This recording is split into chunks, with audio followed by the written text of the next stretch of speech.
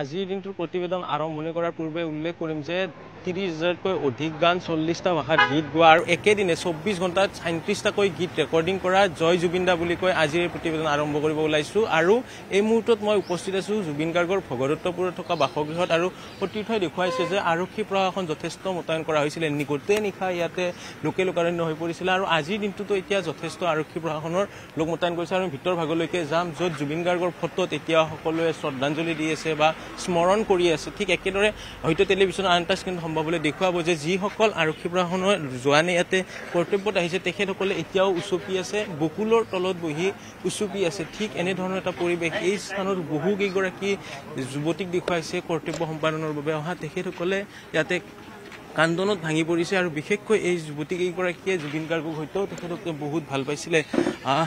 আমি দেখিছোঁ বহু সময় ধৰি জুবিন গাৰ্গৰ বিষয়ে কেনেকৈ ভাবে আপোনালোকে? আমি বিশ্বাসেই কৰিব পৰা নাই যে জুবিন দা আমাৰ মাজত এতিয়াও নাই। হয়তো কথাটো মিছা হওক আৰু সেইটোৱে বিচাৰিছোঁ আৰু তেনেকুৱা। জুবিন দা অবিহনে একো ভাবিবই নোৱাৰি।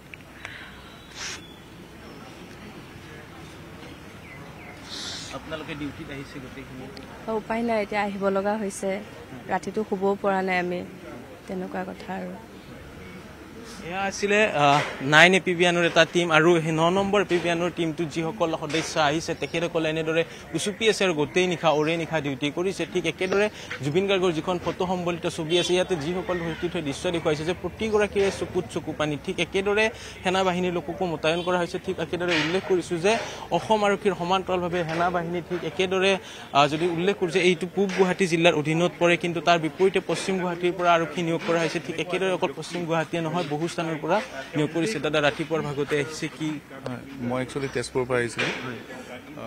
কালিয়ে খবৰটো পাই পেলাই মানে ৰাতিপুৱাই মানে দুপৰীয়া সময়ত খবৰটো পালোঁ, কিন্তু মই একদম সন্ধিয়া সময়তে গুচি গ'লোঁ। তেজপুৰৰ পৰা ইয়ালৈ আহি পালোঁ, জাষ্ট চালোঁ, থাকিম সন্ধিয়ালৈকে থাকিম, আজি থাকিম, কাইলৈও থাকিম, ইয়াতে থাকিম। মানি ল'ব পাৰিনে? অসম্ভৱ, মানে ভবাই নাই এইটো যে হ'ব পাৰে বুলি। বহুত দুখ পালোঁ। আপুনি অকলে আহিছেনে আৰু কোনো? মই আমি দুজন আহিছোঁ তেজপুৰৰ। খবৰ পাই ৰখিব নোৱাৰিলে,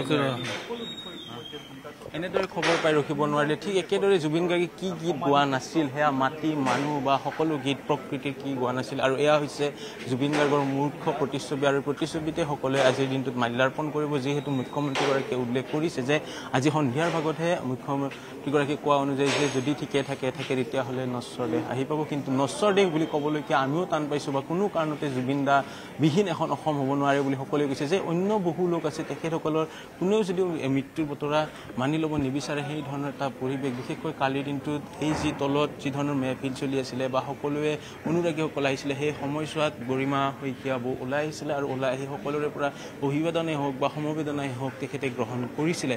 এক প্ৰকাৰ কালিৰ দিনটোত আমি এই অট্টালিকাটোত এগৰাকী লোক আছে, আমি দেখুৱাইছোঁ যে এইগৰাকী লোকে অনৰ্গল তেখেতে কাম কৰি আছে। যদি সম্ভৱ হয় তেওঁৰ পৰা আপুনি যথেষ্ট কষ্ট কৰি থকা দেখিছোঁ প্ৰতিটো পলতে। এই মুহূৰ্তত আপুনি কি কামত ব্যস্ত হৈ আছে?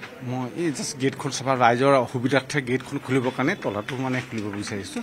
আৰু বহুত দুখ লাগে, অসমৰ আজি এটা মানে হীৰা আমঠু নাইকিয়া হৈ গ'ল।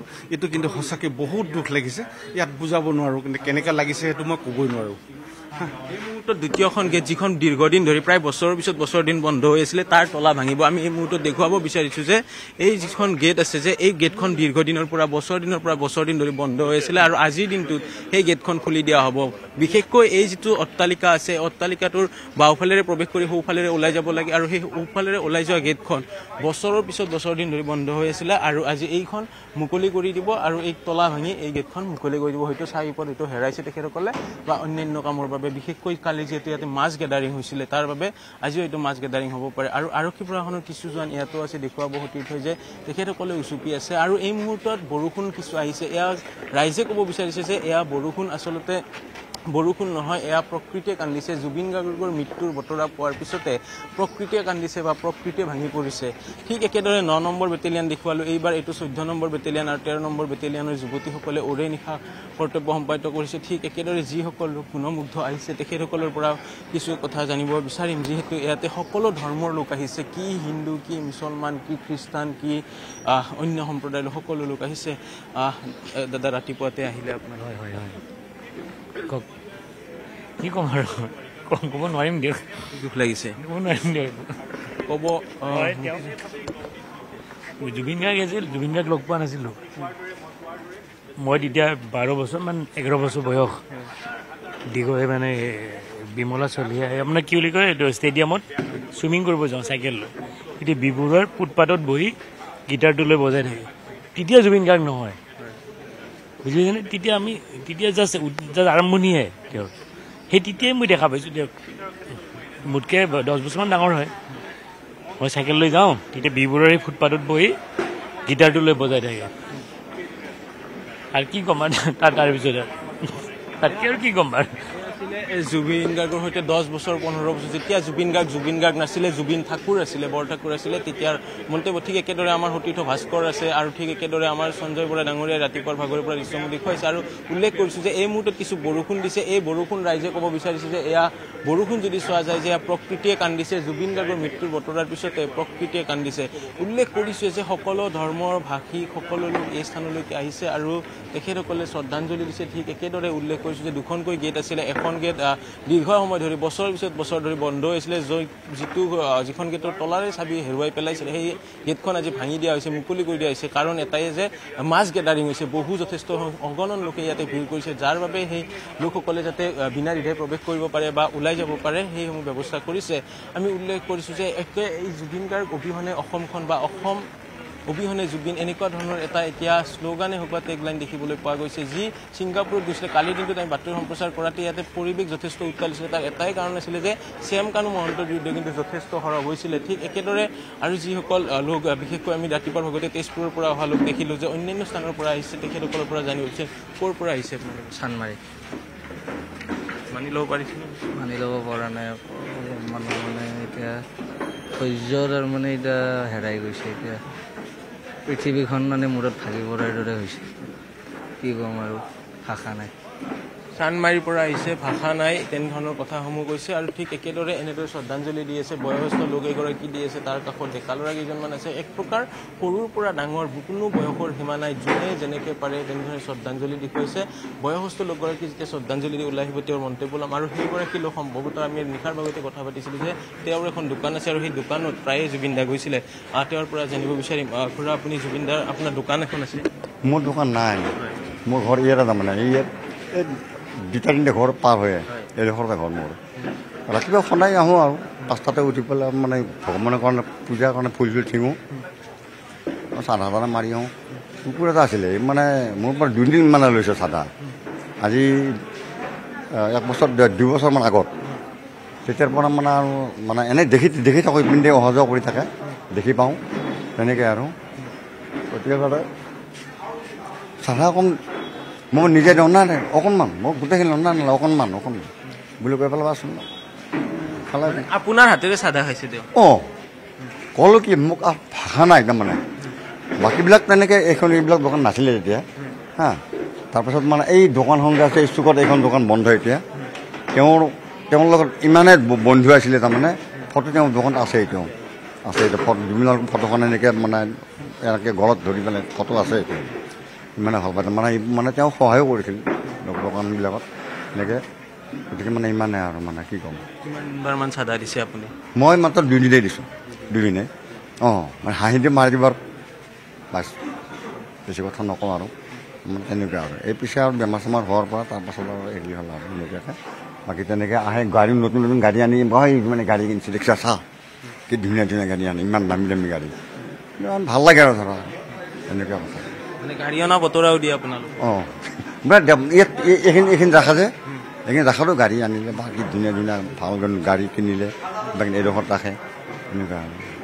জুবিন গাৰ্গে যেতিয়া নতুন বাহন ক্ৰয় কৰে বা বাহন আনে, তেতিয়া এইসকল লোক আহে আৰু তেখেতৰ পৰা চাধা খোৱাৰ কথা উল্লেখ কৰিছিলে যে জুবিন গাৰ্গৰ যিটো চাধা মাৰা ভংগীমা, সেই ভংগীমাও এক প্ৰকাৰ সৰ্বতে চৰ্চিত। জুবিন গাৰ্গৰ অকল চাধা বুলিয়ে নকওঁ যে যি কাম কৰে সেয়াই সৰ্বতে চৰ্চিত। কেতিয়াবা যদি তেওঁ মঞ্চত উঠি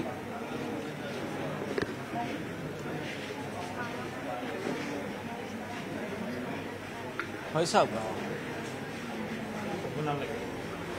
এনেই কৈ আছোঁ, ইমান সৰুৰ পৰা পাইছোঁ নহয়।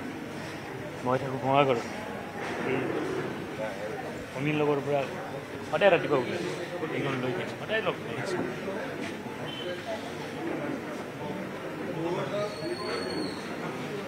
জুবিন গাৰ্গে কেতিয়াবা বা মঞ্চত উঠি কৈ দিয়ে যে মই আজি গীত নাগাওঁ বা মই আজি অনুষ্ঠান পৰিৱেশন নকৰোঁ, তাৰপিছতো কিন্তু ৰাইজে কোনো ধৰণৰ উৎপাত নকৰে। এক প্ৰকাৰ জুবিন বুলি ক'লে আৱেগ আছে, আৰু জুবিন বুলি ক'লে জুবিনে যি কয় সেয়া নতশিৰে মানি লয়। এনেধৰণৰ আমি বহু ঘটনা দেখিছোঁ, বহু প্ৰতিচ্ছবি দেখিছোঁ। ঠিক একেদৰে কিন্তু এই কথাও উল্লেখ কৰিব লাগিব যে জুবিন গাৰ্গে যেতিয়া মঞ্চত গীত গায়, যদি বৰষুণো আহে তেওঁ কিন্তু বৰষুণত জিকিও কিন্তু গান গোৱা আমি বহু অনুষ্ঠান দেখিছোঁ, যি অনুষ্ঠানত জুবিন গাৰ্গে বৰষুণত সম্পূৰ্ণ তিতি বুৰি গৈছে, তাৰপিছত তেওঁ কাপোৰ ভিজি গৈছে, সকলো জিকি গৈছে, তাৰপিছতো কিন্তু তেওঁ অনুষ্ঠান পৰিৱেশন কৰি গৈছে। ঠিক এনেধৰণৰ পৰিৱেশো কিন্তু অসমৰ ৰাইজে হওক বা যিসকলে বিশ্বৰ দৰবাৰত জুবিন গাৰ্গক চিনি পায় সকলোৱে জানে। আৰু বিশ্ব দৰবাৰত জুবিন গাৰ্গৰ যি ভূমিকা, বিশেষকৈ তেওঁ পুৰস্কাৰ বা বঁটাৰ বাবে কেতিয়াও দৌৰা নাছিলে। তেওঁ ৩৯,০০০তকৈ অধিক গীত কৰিছিলে আৰু একেটা দিনতে প্ৰায় ৩৭টাকৈ গীত ৰেকৰ্ডিং কৰিছিলে, যিটো অসমৰ ইতিহাস নহয়, ভাৰতৰ ইতিহাসতে কোনো এজন শিল্পীয়ে বা কোনো এজন গায়কে কেতিয়াও এই ধৰণৰ কাম কৰিব পৰা নাই। ২৪ ঘণ্টাৰ ভিতৰত ৩৭টাকৈ গান ৰেকৰ্ডিং, ৪০টাকৈ ভাষাত তেখেতে কণ্ঠদান কৰিছে। এনেধৰণৰ কাম কাজসমূহ কৰি গৈছে। এগৰাকী ইয়াতে থকা দাদাই দেখিছোঁ, আপোনালোকে যথেষ্টখিনি ওচৰৰ পৰা পাইছে। মোবাইল নলওঁ তেখেতসকলে সেইটো যিসকলে কালিৰ পৰা আমি আৰু এটা কথা লক্ষ্য কৰিছোঁ জয়ন্ত, সেই কথাটো উল্লেখ কৰিব লাগিব। যিসকল জুবিন গাৰ্গৰ অতি ঘনিষ্ঠ কোনো এগৰাকীয়ে কিন্তু মুখ বা তেখেতসকলে মন্তব্যৰ পৰা অলপ দূৰত্বত আছে বা অলপ দূৰত্ব মেইনটেইন কৰিছে। বিশেষকৈ কোনো কাৰণতে তেখেতসকলে এইবোৰ মানি ল'ব পৰা নাই। আমি যোৱাকালি দিনটোত নিশাৰ ভাগত ৰাজা ডাঙৰীয়া হওক বা জুনিয়ৰ জুবিন বুলি কোৱা হয় পাৰ্থ, যিগৰাকী পাৰ্থই অসমীয়া চিনেমা ভাইমন দাস জুবিন গাৰ্গৰ এটা অদ্বিতীয় ৰূপ হিচাপে চিনেমা জগতত তেওঁ নাটক কৰিছিলে বা